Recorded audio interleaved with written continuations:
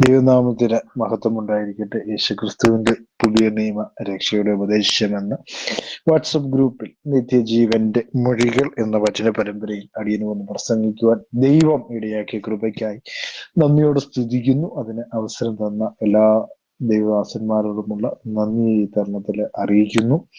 അതുപോലെ ഞങ്ങളെ ഫേസ്ബുക്കിലും യൂട്യൂബിലും വാട്സപ്പിലും ശ്രദ്ധിക്കുന്ന എല്ലാ ദൈവമക്കളെയും ദൈവനാമത്തിൽ വന്ദനം ചെയ്യുന്നു. നമ്മൾ കഴിഞ്ഞ ദിവസങ്ങൾ ചിന്തിച്ചുകൊണ്ട് തിരുവചന സത്യങ്ങൾ അതിന്റെ 28ാമത്തെ ഭാഗത്തിലാണ് നമ്മൾ ഇന്ന് എത്തിച്ചേർന്നിരിക്കുന്നത്. അല്ലെ, നമ്മൾ പ്രധാനമായും ചിന്തിച്ചുകൊണ്ടിരുന്നത് മത്തായി സുവിശേഷത്തിൽ നിന്നാണ്. അല്ലെ, കർത്താവിന്റെ കൽപ്പനകൾ എന്താണ് എന്നുള്ള കാര്യത്തെ കുറിച്ചാണ്. കർത്താവ് നമുക്ക് ചില കാര്യങ്ങളൊക്കെ അവിടെ ഓഫർ ചെയ്യുന്നു. ആ ഓഫർ ചെയ്യുന്ന കാര്യങ്ങൾ നമ്മൾ ഓരോന്നായിട്ട് ഇങ്ങനെ പറഞ്ഞു വരികയായിരുന്നു. അല്ലേ, അതെന്തായിരുന്നു? ഭാഗ്യവാന്മാർ എന്ന പദവിയെ കുറിച്ചായിരുന്നു നമ്മൾ പ്രധാനമായും ചിന്തിച്ചു കൊണ്ടിരുന്നത്. അല്ലേ, അപ്പോ നമ്മൾ ഇന്ന് ചിന്തിക്കാനായിട്ട് പോകുന്ന അടുത്ത ഭാഗ്യവാൻ എന്ന് പറയുന്നത് 6-ാം വാക്യത്തിൽ പറയുന്നു. മത്തായിയുടെ സുവിശേഷം 5-ാം അധ്യായം 6-ാം വാക്യത്തിൽ പറയുന്നു, നീതിക്കായിട്ട് വിശന്ന് ദാഹിക്കുന്നവർ ഭാഗ്യവാന്മാർ. അപ്പൊ അടുത്ത ഭാഗ്യവാന്മാരെ കുറിച്ചാണ് പറയുന്നത്, നീതി. അപ്പൊ നീതി എന്ന് പറയുന്ന സംഭവം, ഇപ്പൊ ചിലർ പറയാറുണ്ട്, ഭൂമിയിൽ ഇരിക്കുമ്പോൾ നമ്മൾ പല കാര്യങ്ങളിലും നമുക്ക് നീതി കിട്ടുന്നില്ല. അല്ലെ, നമ്മൾ പലപ്പോഴും ഗവൺമെന്റിൽ നമുക്ക് നീതി കിട്ടുന്നില്ല, അല്ലെങ്കിൽ നമുക്ക് നമ്മുടെ കുടുംബത്തിൽ നിന്ന് നീതി കിട്ടുന്നില്ല, പിന്നെ നമ്മൾ പോകുന്ന സ്ഥലങ്ങളിൽ, ജോലി ചെയ്യുന്ന സ്ഥലങ്ങളിൽ നമുക്ക് നീതി കിട്ടുന്നില്ല. അങ്ങനെ പലതരം നീതികൾ നമുക്ക് ഈ ലോകത്തിൽ നോക്കുമ്പോൾ നമുക്ക് കാണാൻ കഴിയുന്നുണ്ട്. അല്ലെ, അപ്പൊ ആ നീതി നോക്കിയാണോ കർത്താവ് ഈ നീതിയെ കുറിച്ച് പറഞ്ഞിരിക്കുന്നത് നമ്മൾ ചിന്തിക്കുമ്പോൾ ബൈബിളിലെ ഒരു ശ്രേഷ്ഠമായ ഒരു പദമാണ് നീതി എന്ന് പറയുന്നത്. അതായത് നീതിയുള്ളവർ, നീതിയോടെ എന്നീ പദങ്ങൾ 500-ൽ പരം പ്രാവശ്യം ബൈബിളിൽ ഉപയോഗിച്ചിട്ടുണ്ട്. അപ്പോ എന്തെല്ലാം നമ്മൾ നോക്കുമ്പോൾ ദൈവത്തിന്റെ ദൃഷ്ടിയിൽ നല്ലതും സത്യമായതും ന്യായമായതും നീതിയായതും ഉണ്ടോ, അതാണ് ഈ വാക്കുകൾ കൊണ്ട് അർത്ഥമാക്കുന്നത്. എല്ലാ അന്യായവും വക്രതയും നീതികേടും നീതിക്ക് വിപരീതമാണ്. ദൈവത്തിന്റെ രാജ്യം, അവന്റെ ലക്ഷ്യങ്ങൾ, ഉപദേശങ്ങൾ, അവന്റെ പ്രവൃത്തികൾ, മനുഷ്യരുടെ ഇടപാടുകൾ എല്ലാം തികച്ചും എങ്ങനെയുള്ളതാണ്? നീതിയുള്ളതാണ്. അല്ലെ, ഭൂമിയിൽ നമ്മൾ നോക്കുമ്പോൾ പല സ്ഥലങ്ങളിൽ നമുക്ക് നീതി കിട്ടാറില്ല. അല്ലെ, പല സ്ഥലങ്ങളിൽ പോലും ഇപ്പം കോടതിയിൽ ചെല്ലുമ്പോൾ വേണ്ട വിധമായ നീതി ചിലർക്ക് കിട്ടാറില്ല. അല്ലെ, ചിലപ്പോൾ ജോലിയുടെ കാര്യത്തിൽ നീതി കിട്ടാറില്ല, അല്ലെങ്കിൽ ജോലി ചെയ്യുന്ന മേഖലയിൽ കിട്ടേണ്ട നീതിപരമായുള്ള കാര്യങ്ങൾ അവർക്ക് കിട്ടാതെ പോകാറുണ്ട് പലപ്പോഴും. അപ്പൊ ഇതെല്ലാം ഈ ലോകത്തിലാണ്. പക്ഷെ കർത്താവ് തരുന്ന നീതി എന്തായിരിക്കും? ശാശ്വത നീതി ആയിരിക്കും എന്നുള്ളതാണ് സത്യത്തിലുള്ള വാസ്തവം എന്ന് പറയുന്നത്. അല്ലെ, യെസ്രായുടെ പുസ്തകം നമ്മൾ വായിക്കുമ്പോൾ അതിന്റെ 9-ാം അധ്യായത്തിലേക്ക് വരണം. യെസ്രായുടെ പുസ്തകം 9-ാം അധ്യായത്തിൽ വരുമ്പോൾ അതിന്റെ 15-ാമത്തെ വാക്യത്തിൽ പറയുന്നു. 15-ാമത്തെ വാക്യത്തിൽ പറഞ്ഞാണ്, ഇസ്രായേലിന്റെ ദൈവമായ യഹോവേ, നീ നീതിമാൻ, ഞങ്ങളോ ഇന്നുള്ളതുപോലെ തെറ്റിയൊഴിഞ്ഞ ഒരു ശേഷിപ്പത്രേ. ഞങ്ങളുടെ പാതകത്തോടുകൂടെ ഇതാ ഞങ്ങൾ നിന്റെ മുമ്പാകെ ഇരിക്കുന്നു, അത് നിമിത്തം നിന്റെ മുമ്പാകെ നിൽപ്പാൻ ആർക്കും കഴിവില്ല. അവിടെ ഒരു വലിയൊരു കരച്ചിൽ പോലെയുള്ള ഒരു നീതിക്കായിട്ട് പറയുകയാണ്. അവിടെ പറഞ്ഞിരിക്കുകയാണ്, യഹോവയായ ദൈവം ആരാണ്? നീതിമാനാണെന്നും. അപ്പോ അതിന്റെ താഴെ പറഞ്ഞു, ഞങ്ങളോ ഇന്നുള്ളതുപോലെ തെറ്റിയൊഴിഞ്ഞ ഒരു ശേഷിപ്പത്രേ. അപ്പം അവിടെ വലിയൊരു കരച്ചിലൂടെയാണ്. കാരണം തെറ്റിയൊഴിഞ്ഞ ഒരു ശേഷിപ്പാണ്. അപ്പൊ തെറ്റ് ചെയ്ത ഒരു ശേഷിപ്പാണ്. അപ്പൊ ആ ശേഷിപ്പിന് എന്താണ് വേണ്ടത്? ഞങ്ങളുടെ പാതകത്തോടുകൂടെ, പാതകം എന്ന് പറയുമ്പോൾ പാപത്തോടുകൂടെ എന്താണ്? ഞങ്ങൾ നിന്റെ മുമ്പാകെ ഇരിക്കുന്നു, അത് നിമിത്തം നിന്റെ മുമ്പാകെ നിൽപ്പാൻ ആർക്കും കഴിയില്ല. അപ്പം നീതിക്ക് വേണ്ടി യാചിക്കുന്ന ഒരു ഭാഗം അവിടെ കാണാൻ കഴിയുന്ന എസ്രായുടെ പുസ്തകത്തിൽ. അപ്പൊ നീതിക്ക് വേണ്ടി യാചിക്കുകയാണ്. എന്താണ് അവിടെ തെറ്റായി സംഭവിച്ചിരിക്കുന്ന? ഒരു പാതകം ചെയ്തിരിക്കുന്നത് എന്താണ്? അതെന്ന് എന്താണ് അവിടെ പറഞ്ഞിരിക്കുന്നത്? ഞങ്ങളുടെ പാപങ്ങൾ, അല്ലെ, ഞങ്ങൾ തെറ്റ് ഒഴിഞ്ഞ ഒരു ശേഷിപ്പാണ്. അപ്പൊ ഞങ്ങൾ തെറ്റ് ചെയ്തവരെന്ന് സ്വയം സമ്മതിക്കുന്ന ഒരു കൂട്ടത്തെ അല്ലെങ്കിൽ ഒരു വിഭാഗത്തെ നമുക്ക് അവിടെ കാണാൻ കഴിയുന്നു. അപ്പൊ ആ ഒരു നീതി, അല്ലെ, ദൈവവചനത്തിൽ പറയുന്ന നീതി എന്താണ്? നമ്മളും ദൈവവും തമ്മിലുള്ള ആ ബന്ധത്തിൽ ഉണ്ടായ ഇടർച്ച, അല്ലെ, നമ്മൾ ചെയ്ത പാപങ്ങൾ, നമ്മൾ ചെയ്ത തെറ്റുകൾ, അതെല്ലാം ദൈവത്തിനെതിരായിരുന്നു, അല്ലെങ്കിൽ ദൈവത്തിന് ഹിതമല്ലായിരുന്നു, അല്ലെങ്കിൽ ദൈവ ഇഷ്ടമായിരുന്നില്ല അവയൊക്കെയും. അതുകൊണ്ട് എന്ത് സംഭവിച്ചു? അതൊക്കെ ദൈവത്തിന്റെ മുമ്പാകെ ഇരിക്കുകയാണ്. പക്ഷെ അതിന് ക്ഷമ കിട്ടണം. അതാണ് നീതി. നീതിയോടുകൂടിയ ആ ക്ഷമ നമുക്ക് ലഭിച്ചെങ്കിൽ മാത്രമേ നമ്മൾ എന്ത് ചെയ്യത്തുള്ളൂ? രക്ഷപ്പെടത്തുള്ളൂ. അതുകൊണ്ടാണ് കർത്താവ് യേശു ക്രിസ്തു നമുക്ക് വേണ്ടി കാൽവറിയിൽ എന്ത് ചെയ്ത് യാഗമായി തീർന്നത്, അല്ലെ? നമുക്ക് നീതി ലഭിക്കുവാൻ വേണ്ടി, നാം രക്ഷപ്പെടേണ്ടത്, അല്ലെ, നാം രക്ഷപ്പെടേണ്ടതിന് ആകാശത്തിന് കീഴിൽ മനുഷ്യരുടെ ഇടയിൽ നൽകപ്പെട്ടിരിക്കുന്ന വേറൊരു നാമം ഇല്ല എന്ന് നമ്മൾ പലപ്പോഴും പറയാറുണ്ട്, അല്ലെ? അപ്പൊ ആ നാമം എന്താണ്? നമുക്ക് നീതി നൽകുന്ന നാമമാണെന്നാണ് പറയുന്നത്, അല്ലെ? നമ്മുടെ പാപങ്ങൾ, അല്ലെ, ദൈവത്തിന്റെ അടുക്കൽ എത്താത്ത വണ്ണം നമ്മൾ രക്ഷപ്പെടില്ല എന്നുള്ള ആ സാഹചര്യം വന്നപ്പോൾ ദൈവം മനുഷ്യരായി വെളിപ്പെട്ട് നമുക്ക് നീതി തന്നു. ആ നീതി അവിടെ പ്രസിദ്ധമായിട്ട് നമുക്ക് കാണാൻ കഴിയുന്നു എന്നുള്ളതാണ് വാസ്തവം എന്ന് പറഞ്ഞു. ഇനി നമ്മൾ സങ്കീർത്തനത്തിലേക്ക് വരുമ്പം, സങ്കീർത്തനങ്ങളുടെ പുസ്തകത്തിലേക്ക് വരുമ്പം 11:7 നമ്മൾ വായിക്കുന്ന ഇങ്ങനെയാണ്. സങ്കീർത്തനം 13-ാം അധ്യായം അതിന്റെ 7-ാമത്തെ വാക്യം. 7-ാമത്തെ വാക്യത്തിൽ നമ്മൾ ശ്രദ്ധിക്കുമ്പോൾ, അവിടെ കണ്ണോടിക്കുമ്പോൾ നമുക്ക് കാണാൻ കഴിയുന്ന ഒരു ഭാഗമുണ്ട്. യഹോവ നീതിമാൻ, അവൻ നീതി ഇഷ്ടപ്പെടുന്നു, നേരുള്ളവർ അവന്റെ മുഖം കാണും. അപ്പൊ നമ്മൾ ഈ സങ്കീർത്തനത്തെ കുറിച്ച് വായിക്കുമ്പോൾ തന്നെ ആ സങ്കീർത്തനത്തിലെ സങ്കീർത്തനക്കാരൻ എഴുതിയിരിക്കുകയാണ് യഹോവ ആരാണ്. എസ്രായുടെ പുസ്തകത്തിൽ പറഞ്ഞു യഹോവ നീതിമാനാണ്. അപ്പൊ നീതിമാന്റെ കയ്യിൽ നിന്ന് നമുക്ക് നീതി ലഭിക്കത്തുള്ളൂ, അല്ലെ? നീതിമാനിൽ നിന്ന് നമ്മൾ നീതീകരണം പ്രാപിക്കുന്നു, അല്ലെ? ഈ രണ്ട് കാര്യങ്ങളാണ് നമ്മൾ ശ്രദ്ധിക്കേണ്ടത്. നമുക്ക് സ്വയമായിട്ട് ഒരിക്കലും നീതിമാനാകാൻ കഴിയുമോ? ഒരിക്കലും കഴിയത്തില്ല. ദൈവവചനമോ ദൈവത്തിന്റെ കൃപയോ ഇല്ലാതെ ഒരാൾക്ക് എന്ത് ചെയ്യാൻ പറ്റത്തില്ല? നീതീകരണമോ നീതിമാനാകാനോ കഴിയുകയല്ല. സ്വയനീതിയിൽ ജീവിക്കാൻ പറ്റുമോ? പറ്റത്തില്ല. അപ്പോൾ അങ്ങനെ പറ്റാത്ത അവസ്ഥയിൽ എന്താണ് സംഭവിക്കുന്നതെന്നാണ് അവിടെ പറഞ്ഞിരിക്കുന്നത്. യഹോവ ആരാണ്? നീതിമാനാണ്. അപ്പൊ അവന്റെ കയ്യിൽ എന്തുണ്ട്? നീതിയുണ്ട്. അപ്പൊ എന്താണ്? അവൻ നീതിയെ ഇഷ്ടപ്പെടുന്നു. അവൻ നീതിയെ മാത്രമേ അവൻ ഇഷ്ടപ്പെടൂ എന്നുള്ളതെന്നാണ് സങ്കീർത്തനക്കാരനോട് പറയുന്നത്. നേരുള്ളവർ അവന്റെ മുഖം കാണും. ഇപ്പൊ സങ്കീർത്തനക്കാരനൊരു കാര്യമുണ്ട്, നേരുള്ളവൻ മാത്രമേ ദൈവത്തിന്റെ മുഖം കാണാൻ കഴിയുകയുള്ളൂ, അല്ലെ? എന്ന് പറഞ്ഞാൽ നീതിമാനായിരിക്കണം, ക്വാളിറ്റികൾ ഉണ്ടായിരിക്കണം, എന്നാൽ മാത്രമേ പറ്റത്തുള്ളൂ എന്നുള്ള കാര്യമാണ് അവിടെ സങ്കീർത്തനക്കാരൻ പറയുന്ന ആ ക്വാളിറ്റി എന്ന് പറയുന്നത്. അപ്പൊ നിങ്ങൾ ആ ക്വാളിറ്റിയിലേക്ക് വന്നിട്ടുണ്ടോ? അല്ലെങ്കിൽ നിങ്ങൾ ആ ഒരു യോഗ്യതയിലേക്ക് വന്നിട്ടുണ്ടോ?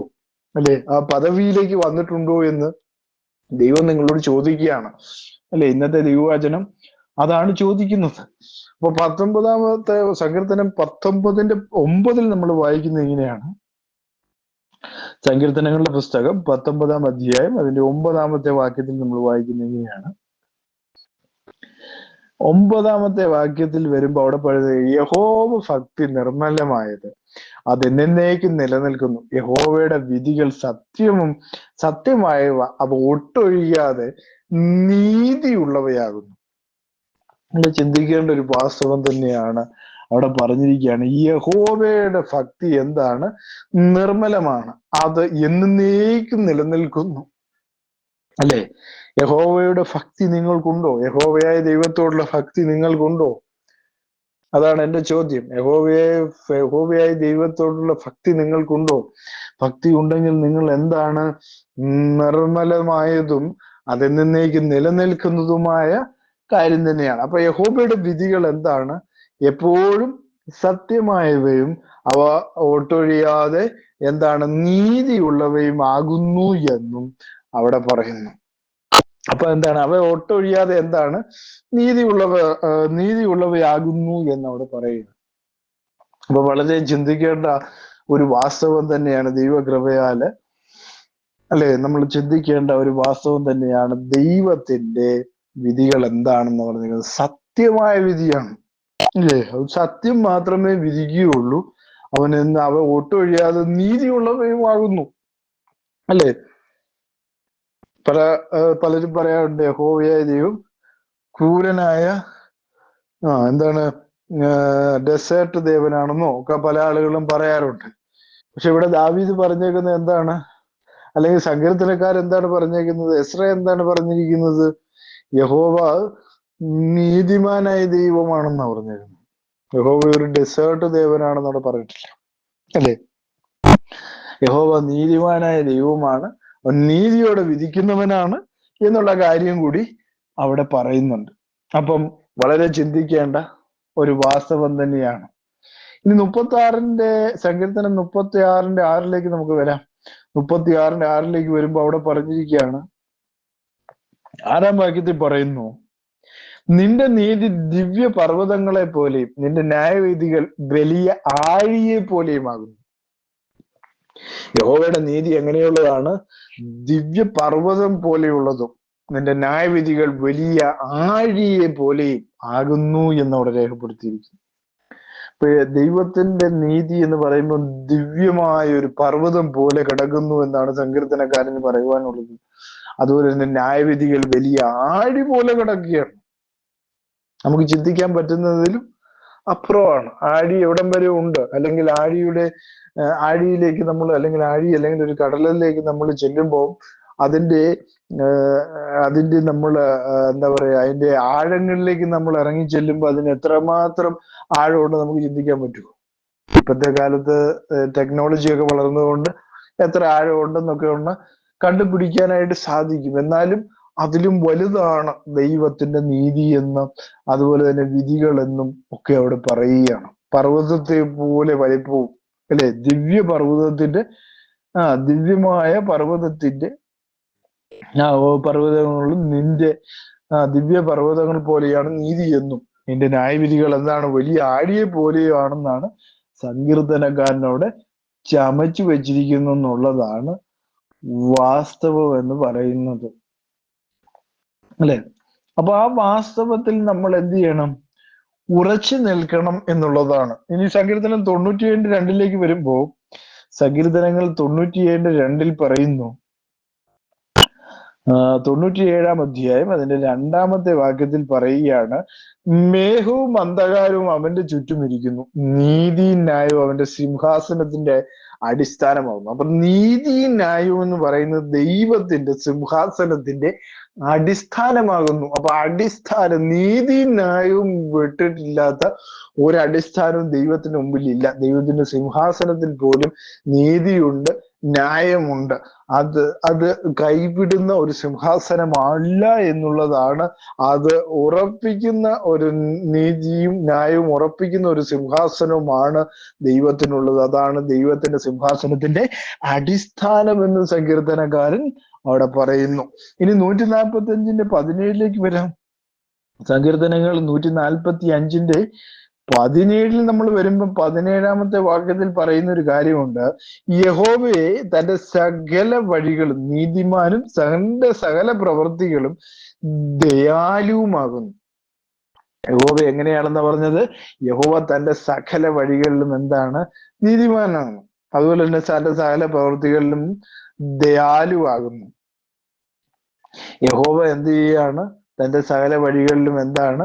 നീതിമാനാണ്. തന്റെ സകല പ്രവൃത്തികളിലും ദയാലുവാകുന്നു. വളരെ ചിന്തിക്കേണ്ട ഒരു കാര്യമാണ്. യഹോവ തന്റെ സകല വഴികളിലും എന്താണ്? നീതിമാനാണ്. തന്റെ സകല പ്രവൃത്തികളിലും എന്താണ്? ദയാലുവുമാണ്. രണ്ട് കാര്യങ്ങളാണ് നമ്മൾ പറഞ്ഞിരിക്കുന്നത്. യഹോവ തന്റെ സകല വഴികളിലും എന്താണ്? നീതിമാനാണ്. യഹോവ തന്റെ സകല വഴികളിലും എന്താണ്? നീതിമാനാണ്. സകല പ്രവർത്തികളിലും ദയാലുവുമാകുന്നു എന്നവിടെ പറയുന്നു. ഇപ്പൊ സകല വഴികളിലും, അപ്പൊ ദൈവത്തിന്റെ എല്ലാ വഴികളിലും എന്തുണ്ട്? സകല വഴികളിലും എന്താ? നീതിമാനുമാണ്. അല്ലെ? ദൈവം അനീതിയായിട്ടൊന്നും ചെയ്യുന്നില്ല എന്നുള്ളതാണ് സങ്കീർത്തനക്കാരൻ പറയുന്നത്. അപ്പൊ സകല പ്രവർത്തികളിലും അവൻ എന്താണ്? ദയാലുവാണെന്നും, അല്ലെ? തന്റെ പ്രവർത്തികളിൽ അവൻ എന്താണ്? സകല പ്രവർത്തികളിലും അവൻ എന്താണ്? ദയാലുവാണെന്നും സങ്കീർത്തനക്കാരൻ പറയുന്നു. ഇനി ദാനിയേലിന്റെ പുസ്തകം 9:14 പോകാം. അവിടെ ചെല്ലുമ്പോൾ അവിടെ കാണുന്നത്, ദാനിയേലിന്റെ പുസ്തകത്തിലേക്ക് വരുമ്പോൾ, ദാനിയേലിന്റെ പുസ്തകം 9-ാം അധ്യായം അതിന്റെ 14-ാമത്തെ വാക്യത്തിൽ പറയുന്നു, അതുകൊണ്ട് യഹോവ അനർത്ഥത്തിനായി ജാഗരിച്ചിരുന്ന അത് ഞങ്ങളുടെ മേൽ വരുത്തിയിരിക്കുന്നു. ഞങ്ങളുടെ ദൈവമായ യഹോവ താൻ ചെയ്യുന്ന സകല പ്രവൃത്തികളിലും നീതിമാനാകുന്നു. അല്ലേ? നമ്മള് ദാനിയേലിന്റെ പുസ്തകമൊക്കെ വായിക്കുമ്പം അവിടെ ദൈവം ന്യായപാലനം നടത്തുന്ന ദൈവമാണ്, അല്ലേ? കാരണം നമ്മൾ ദാനിയേലിനെ കുറിച്ച് പഠിക്കുമ്പോൾ ദാനിയേലിന് വേണ്ട കാര്യങ്ങളൊക്കെയും ന്യായവും ഉചിതവുമായി ചെയ്തു കൊടുക്കുന്ന ദൈവത്തെ നമുക്ക് അവിടെ കാണാൻ കഴിയുന്നു, അല്ലെ? ന്യായവും ഉചിതവുമായ രീതിയിൽ ദൈവം അവിടെ ചെയ്തു കൊടുക്കുന്നു, അല്ലെ? അത് വേണ്ടതിന്. അതുകൊണ്ട് യഹോവ അനർത്ഥത്തിനായി ജാഗരിച്ചിരുന്ന അത് ഞങ്ങളുടെ മേൽ വരുത്തിയിരിക്കുന്നു. ഞങ്ങളുടെ സകല പ്രവൃത്തികളിലും നീതിമാനാവുന്നു. ഞങ്ങളോ അവന്റെ വചനം കേട്ടനുസരിച്ചില്ല. അപ്പൊ വചനം കേട്ടനുസരിക്കാത്തവർക്ക് എന്താണ് വരാൻ പോകുന്നതെന്നാണ് അവിടെ പറഞ്ഞിരിക്കുന്നത്. അവിടെ പറഞ്ഞിരിക്കുക, അതുകൊണ്ട് യഹോവ അനർത്ഥത്തിനായി ജാഗ്രതിച്ചിരുന്നു അത് ഞങ്ങളുടെ മേൽ വരുത്തിയിരിക്കുന്നു. ഞങ്ങളുടെ ദൈവമായ യഹോവ താൻ ചെയ്യുന്ന സകല പ്രവൃത്തികളിലും നീതിമാനാകുന്നു. യഹോവയായ ദൈവം നീതിമാനായതുകൊണ്ടാണ് എന്താണ് അവന്റെ വചനങ്ങളെ അനുസരിക്കാതെ ന്യായം പ്രവർത്തിക്കാതെ വരുമ്പോൾ, നിങ്ങളുടെ ന്യായ പ്രവൃത്തികളിൽ അവന് എതിരായി നിങ്ങൾ ചെയ്യുമ്പോൾ, അവന്റെ വചനത്തിന് വിരുദ്ധമായി ചെയ്യുമ്പോൾ, ഓട്ടോമാറ്റിക്കലി നിങ്ങൾക്ക് എന്ത് സംഭവിക്കും? നിങ്ങളുടെ ജീവിതത്തിലേക്ക് തകർച്ചയുടെ അനുഭവം കടന്നു വരുമെന്നാണ് അവിടെ പറഞ്ഞിരിക്കുന്നത്. അപ്പൊ യഹോവയായ ദൈവത്തിന്റെ കുഴപ്പമാണോ? യഹോവയായ ദൈവം അനീതി ചെയ്യുന്നില്ല. അവന്റെ സിംഹാസനത്തിന്റെ അടിസ്ഥാനം തന്നെ എന്താണ്? നീതിയാണ്, അല്ലെ? നീതിയും ന്യായവുമാണ് അവന്റെ സിംഹാസനത്തിൽ. അവന്റെ വഴികളും അതുപോലെ തന്നെയാണ്. അപ്പൊ ആ വഴികളെ അനുസരിക്കുവാൻ ബാധ്യസ്ഥരാണ്. കാരണം എന്താണ്? നമ്മളൊക്കെ അവന്റെ സൃഷ്ടികളാണ്, അല്ലെ? സൃഷ്ടി എപ്പോഴും എന്ത് ചെയ്യണം? സൃഷ്ടാവിനെ അനുസരിക്കണം. അങ്ങനെ ഒരു കടമ നമുക്ക് ഓരോരുത്തർക്കും ഉണ്ട്. അത് നമ്മൾ മനസ്സിലാക്കേണ്ട ഏറ്റവും വലിയൊരു കാര്യമാണ്, അല്ലെ? അവനാണ് നമ്മളെ നിർമ്മിച്ചത്, അവനെ ബഹുമാനിക്കണം, അല്ലെ? നമ്മളിപ്പോ നമ്മുടെ മേലുദ്യോഗസ്ഥന്മാരെ, നമ്മൾ ജോലി ചെയ്യുന്നിടത്ത് മേലുദ്യോഗസ്ഥന്മാരെ നമ്മൾ അനുസരിക്കാറില്ലേ, അല്ലെ? അപ്പൊ നമ്മളെ നിർമ്മിച്ച ആ ദൈവത്തെ നമുക്ക് അനുസരിക്കാൻ കഴിയുന്നുണ്ടോ? അല്ലെ? നമ്മൾ നമ്മളോട് തന്നെ ചോദിക്കേണ്ട ഒരു ചോദ്യം തന്നെയാണ്. ഈ കാലങ്ങളിൽ നമ്മൾ നമ്മളോട് തന്നെ ചോദിക്കേണ്ട ഒരു ചോദ്യമാണ്. കാരണം നമ്മൾ മേലുദ്യോഗസ്ഥന്മാരെ നമുക്ക് അനുസരിക്കാം, പക്ഷേ എന്തുകൊണ്ട് ബാക്കിയുള്ളവരെ നമ്മൾ അനുസരിക്കുന്നില്ല, അല്ലെ? നമ്മൾ എന്തുകൊണ്ട് ദൈവത്തെ അനുസരിക്കുന്ന മേലുദ്യോഗസ്ഥന്മാരെയൊക്കെ നമ്മൾ അനുസരിക്കുന്നുണ്ട്? പക്ഷെ അനുസരിക്കുന്നുണ്ടോ എന്നുള്ളതാണ് പലപ്പോഴും ചിന്തിക്കേണ്ട ഒരു വാസ്തവം എന്ന് പറയുന്നത്, അല്ലെ? നമ്മൾ അനുസരിക്കുന്നുണ്ടോ? അല്ലെ? ദൈവത്തെ നമ്മൾ അനുസരിക്കുന്നുണ്ടോ? അല്ലെ? മേലുദ്യോഗസ്ഥന്മാരെയും മറ്റാൾക്കാരെയും ഒക്കെ നമ്മൾ അനുസരിക്കുന്നുണ്ട്, പക്ഷെ ദൈവത്തെ മാത്രം നമ്മൾ അനുസരിക്കുന്നില്ല. അത് എന്തുകൊണ്ടാണെന്ന് നമ്മൾ തന്നെ ചിന്തിക്കേണ്ട ഒരു വാസ്തവം തന്നെയാണ്. യോഹന്നാന്റെ സുവിശേഷം 17:25 വരുമ്പോൾ 17-ാം അധ്യായം 25-ാമത്തെ വാക്യത്തിൽ വരുമ്പോൾ അവിടെ പറഞ്ഞിരിക്കുകയാണ്. 25-ാമത്തെ വാക്യത്തിൽ പറയുന്നു, നീതിയുള്ള പിതാവേ, ലോകം നിന്നെ അറിഞ്ഞിട്ടില്ല, ഞാനോ നിന്നെ അറിഞ്ഞിരിക്കുന്നു, നീ എന്നെ അയച്ചിരിക്കുന്നു എന്ന് ഇവരും അറിഞ്ഞിരിക്കുന്നു. അപ്പൊ വളരെ ചിന്തിക്കേണ്ട ഒരു വാസ്തവം തന്നെയാണ് അവിടെ പറഞ്ഞിരിക്കുന്നത്, അല്ലെ? ഒന്നാമത്തെ ആൾ രണ്ടാമത്തെ ആളെ അയച്ചു എന്ന് തൃത്തക്കാര് പറയും, അല്ലെ? യഹോവസാക്ഷികളാണെങ്കിൽ പറയും ഒരു മനുഷ്യനെ അയച്ചു, അല്ലെങ്കിൽ ഒരു ദാസനെ അയച്ചു, ഒരു പുത്രനെ അയച്ചു എന്ന് അവർ പറയും. ദൈവമല്ല, ഒരു പുത്രനെ അയച്ചു എന്നവർ പറയും, അല്ലെ? അങ്ങനെയാണ് അവര് കൂടുതലായിട്ടും അതിനെ പറയുന്നത്. അപ്പൊ അവിടെ പറഞ്ഞിരിക്കുന്നത് നീതിയുള്ള പിതാവേ. അപ്പം യഹോവയായ ദൈവം ആരാണ്? നീതിയുള്ള പിതാവ് എന്നാണ് പറഞ്ഞിരിക്കുന്നത്. ഞാനോ നിന്നെ അറിഞ്ഞിരിക്കുന്നു എന്ന് പറഞ്ഞാൽ ദൈവത്തിന്റെ മനുഷ്യ വെളിപ്പാട് ദൈവത്തെ അറിയുന്നു എന്നുള്ളതാണ് അതിനകത്തെ സത്യം എന്ന് പറയുന്നത്. പിന്നെ പറഞ്ഞിരിക്കുകയാണ് അവരും അറിഞ്ഞിരിക്കുന്നു എന്നും ഇവരും അറിഞ്ഞിരിക്കുന്നു, നീ എന്നെ, അല്ലെ? അവിടെ പറഞ്ഞിരിക്കുന്നത് നീതിയുള്ള ദൈവം, അല്ലെ? യഹോവയായ ദൈവം ക്രൂരനാണോ? അല്ല. യഹോവയായ ദൈവം എന്താ പറയാ, ഡെസേർട്ട് ദേവനാണോ? അല്ല, അവൻ നീതിയുള്ള പിതാവെന്നാണ് ദൈവവചനം അവനെ കുറിച്ച് പറയുന്നത്. അപ്പം അത് കേട്ടനുസരിക്കാൻ ഇന്ന് വരെ ഒരാൾക്കും കഴിഞ്ഞിട്ടില്ല. അതുകൊണ്ട് ദൈവം മറ്റൊരാളാണ്, ദൈവം വേറെന്തോ ആണ് എന്ന് ചിന്തിക്കുന്ന ഒരുപാട് ആൾക്കാരുണ്ട്, അല്ലെ? ഫോളോ ചെയ്ത് വരുമ്പോൾ 3 ദൈവങ്ങളാണെന്ന് പറയുന്നവർ, അല്ലെ? 3 ദൈവങ്ങളാണെന്നും 3 വ്യക്തികൾ കൂടുന്ന ദൈവമാണെന്നൊക്കെ അവരിങ്ങനെ ചേർത്ത് എഴുതി വെക്കും, അല്ലെ? അങ്ങനെയൊക്കെ ചില പണ്ഡിതന്മാരെന്ന് പറയുന്ന ആൾക്കാർ ഇതൊക്കെ ചെയ്തു വെക്കും. പക്ഷെ തീരെ വെളിപ്പാടുകളില്ല, അല്ലെ? കഴിഞ്ഞ ദിവസം ഒരു വെളിപ്പാട് പറഞ്ഞ വ്യക്തിയെ കുറിച്ച് ഞാൻ കഴിഞ്ഞ ദിവസം പറഞ്ഞായിരുന്നു, അല്ലെ? ഏതോ രാജാവ് ഓന്താവുന്നു രാത്രിയിൽ, ഇങ്ങനെയൊക്കെ പറയുന്ന വെളിപ്പാടുകളാണ് ഇവർക്ക് ഉണ്ടാകുന്നത്. ഈ തൃത്വ പണ്ഡിതന്മാരെന്ന് പറയുന്നവർക്ക് ഉണ്ടാകുന്ന വെളിപ്പാട് ഇതൊക്കെയാണ്. അപ്പൊ പറഞ്ഞിട്ട് വല്ല കാര്യമുണ്ടോ? ഒരു കാര്യവുമില്ല. അപ്പം അവർക്ക് 3 ദൈവങ്ങൾ ഉണ്ടെങ്കിലും 3 ദൈവങ്ങൾ ഇല്ലെങ്കിലും 3 വ്യക്തികൾ കൂടുന്ന ദൈവമാണെന്ന് പറഞ്ഞാലും ആശ്ചര്യപ്പെടാനില്ല എന്നുള്ളതാണ് വാസ്തവം എന്ന് പറയുന്നത്. അത് അവിടെ കിടക്കട്ടെ. അപ്പൊ എന്താണ്, തന്റെ രാജ്യത്തിലും സ്വർഗത്തിലും ആയിരിക്കുമ്പോൾ മനുഷ്യർ നീതിയുള്ളവരായിരിക്കണമെന്ന് ദൈവം എന്ത് ചെയ്യുന്നു? നമ്മളോട് ആവശ്യപ്പെടുകയാണ് ഇതിലൂടെയൊക്കെ. അപ്പം പണത്തിനും ലൗകിക സന്തോഷങ്ങൾക്കും വേണ്ടിയും ആത്മീയ അനുഭവങ്ങൾക്ക് വേണ്ടിയും പോലും വിശന്ന് ദാഹിക്കുന്നവരെന്താണ്? ഭാഗ്യവാന്മാരെന്നല്ല ഈ വാക്യത്തിൽ പറഞ്ഞിരിക്കുന്ന പാപികളായ മനുഷ്യർക്ക് വേണ്ടി എന്താണ് ഭാഗ്യത? എല്ലാവരും ആയിരിക്കുന്ന അവസ്ഥ മറ്റെല്ലാതിനെക്കാട്ടിലും അധികമായി നീതി നമുക്ക് ആവശ്യമാണ്. ദൈവത്തോടുള്ള നിത്യസന്തോഷ അവസ്ഥയിലായിരിക്കുമ്പോൾ അവരെന്താണ്? അവർക്ക് നീതിക്കായി വിശപ്പും ദാഹവുമുള്ളവരായി അതിനായി തീവ്രമായി ആഗ്രഹിക്കുന്നവരും അധ്വാനിക്കുകയും ചെയ്യണമെന്നും നമ്മുടെ ആഗ്രഹവും അന്വേഷണവും നമ്മുടെ സ്വഭാവവും ഏത് തരത്തിലുള്ളതാണെന്ന് വെളിപ്പെടുത്തുന്നു.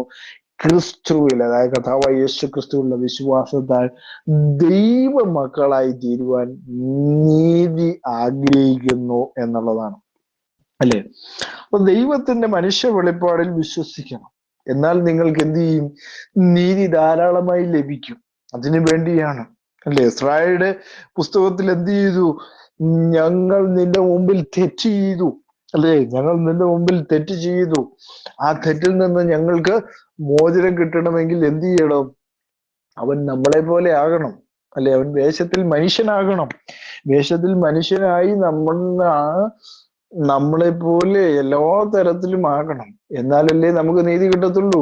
അവൻ അതുപോലെ ആയി നമ്മുടെ ഇടയിൽ വന്നു, മനുഷ്യനായി നമ്മളോട് സംസാരിച്ചു, അല്ലെ? നമ്മൾ മനസ്സിലാക്കുമ്പോൾ യോഹന്നാൻ 1:12 മുതൽ 13 വരെയുള്ള വാക്യങ്ങൾ നമ്മൾ വായിക്കുമ്പോൾ അവിടെ പറയുകയാണ്, 12 മുതൽ 13 വരെയുള്ള വാക്യങ്ങളിൽ നമ്മൾ വായിക്കുന്നത് ഇങ്ങനെയാണ്: അവനെ കൈക്കൊണ്ട് അവന്റെ നാമത്തിൽ വിശ്വസിക്കുന്ന ഏവർക്കും ദൈവമക്കളാകുവാൻ അവൻ അധികാരം കൊടുത്തു.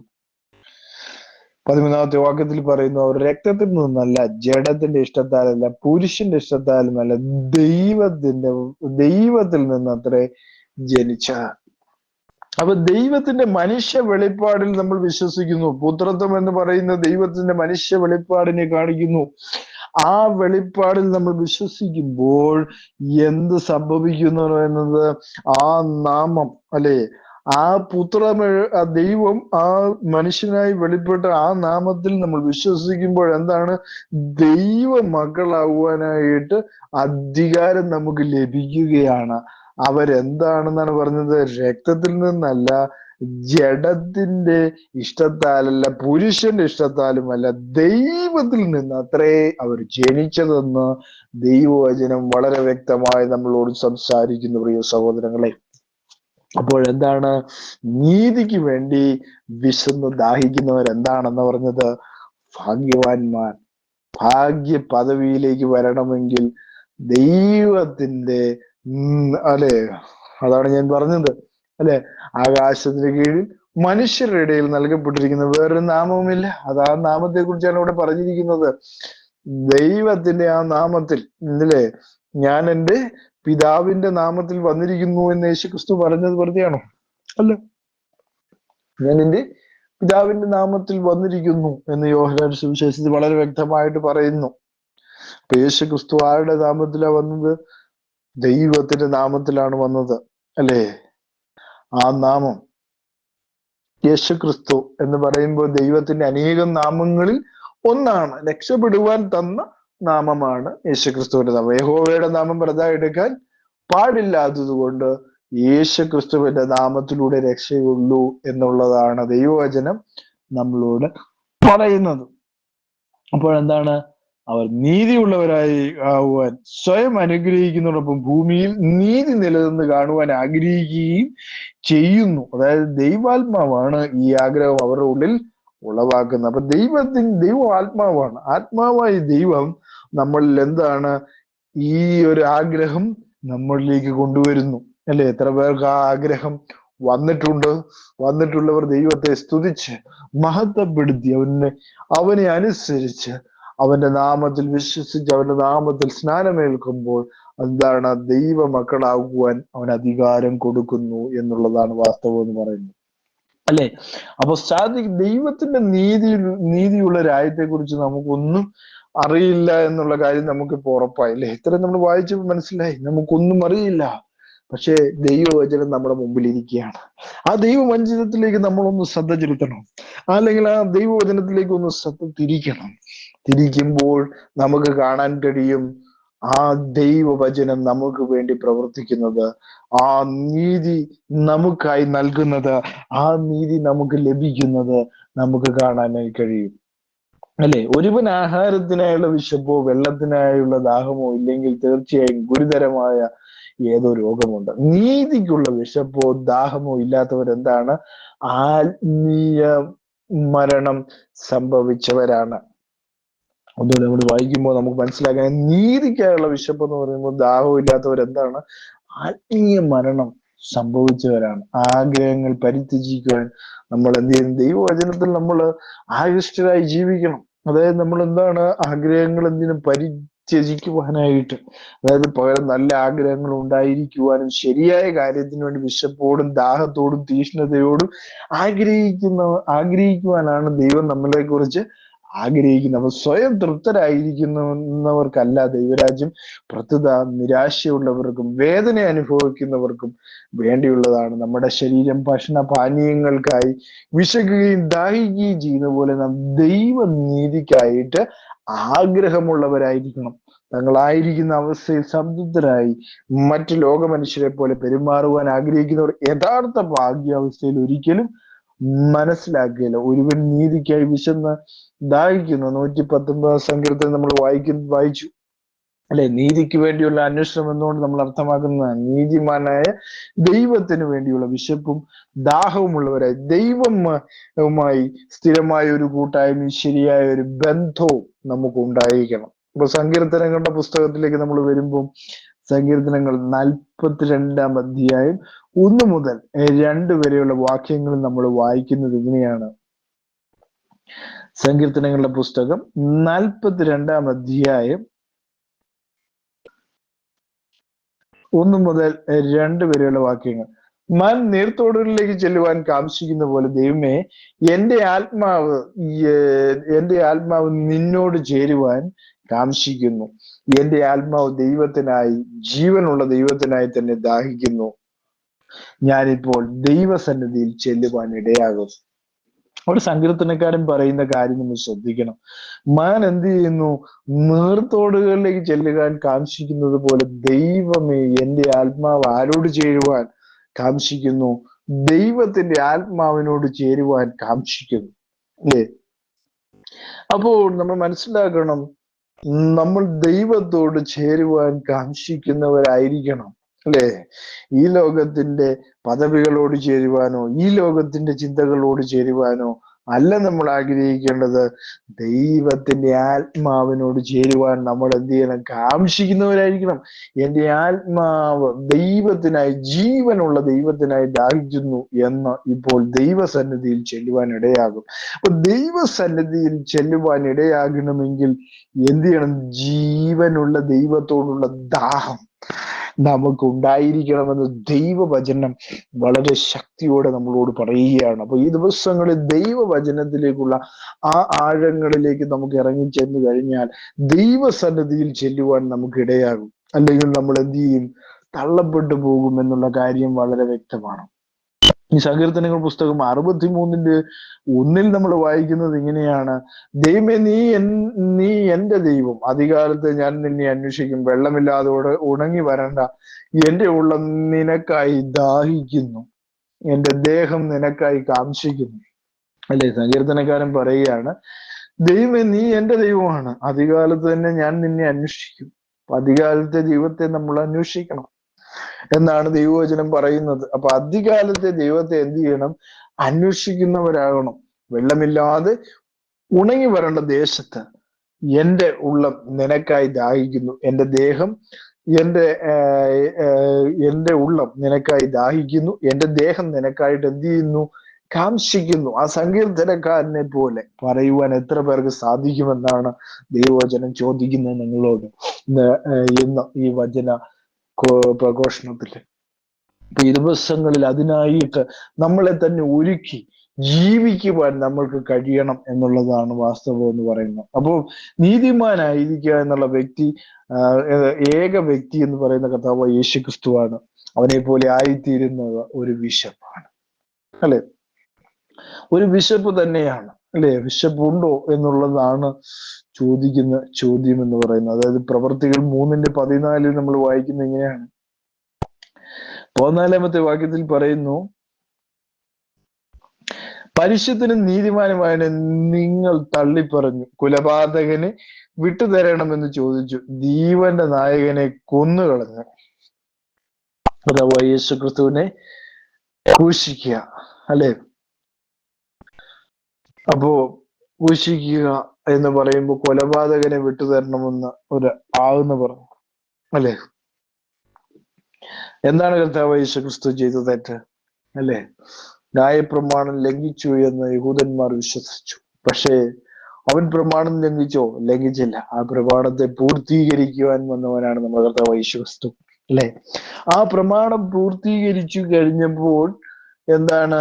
അവൻ തെറ്റുകാരനായി. കാരണം അവൻ പരിശുദ്ധനും നീതിമാനുമായ ദൈവമായിരുന്നു എന്ന് അവിടെ പറയുകയാണ്. അപ്പൊ പരിശുദ്ധനും നീതിമാനുമായ ദൈവത്തെ എന്ത് ചെയ്തു?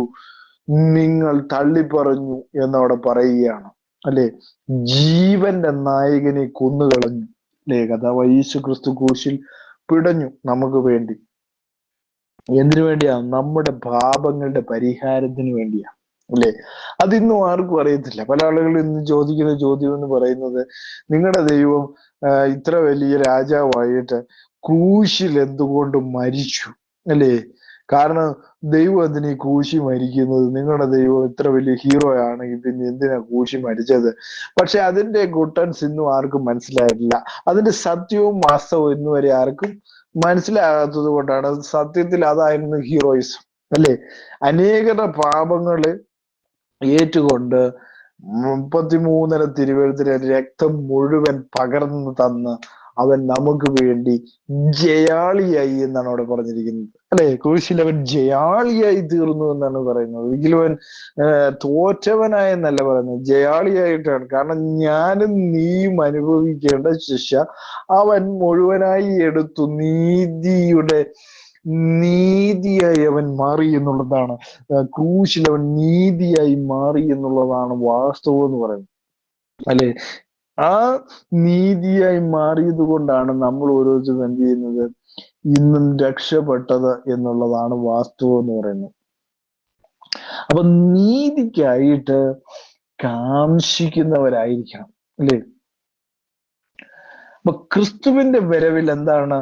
നമുക്ക് പൂർണ്ണമായിട്ടും എന്താണ്? തൃപ്തി ഉണ്ടാകുമെന്നുള്ളതാണ്. റോമർക്ക് എഴുതിയ ലേഖനം 8-ാം അധ്യായം 29 മുതൽ 30 വരെയുള്ള വാക്യങ്ങൾ നമ്മൾ വായിക്കുമ്പോൾ, റോമർക്ക് എഴുതിയ ലേഖനം 8-ാം അധ്യായം 29 മുതൽ 30 വരെയുള്ള വാക്യങ്ങൾ.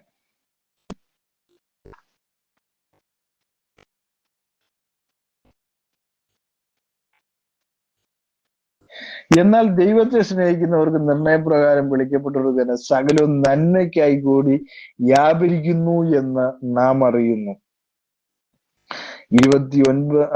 വാക്യത്തിൽ അവൻ മുൻ നിയമിച്ചവരെ അവന്റെ പുത്രന്മാർ അനേക സഹോദരന്മാരിൽ ആദ്യ ജാതനാകേണ്ടതിന് അവന്റെ സ്വരൂപത്തോട് അനുരൂപമാകുവാൻ മുൻ നിയമിച്ചിരിക്കുന്നു. അങ്ങനെ മുൻ നിയമിച്ചവരെ വിളിച്ചവരെ നീതീകരിച്ചവരെ എന്ത് ചെയ്യുന്നു? തേജസ്വീകരിച്ചും ഇരിക്കുന്നു എന്ന് ദൈവവചനം പറയുന്നു. അപ്പൊ എന്താണ് അവിടെ മനസ്സിലാക്കേണ്ട ഒരു വാസ്തവം എന്താണ്? കർത്താവായ യേശു ക്രിസ്തുവിന്റെ രണ്ടാം വരവിൽ നമ്മൾ എന്താണ്? പൂർണ്ണ തൃപ്തരാകപ്പെടും. മുൻ നിയമിച്ചവരെ എന്ത് ചെയ്തു?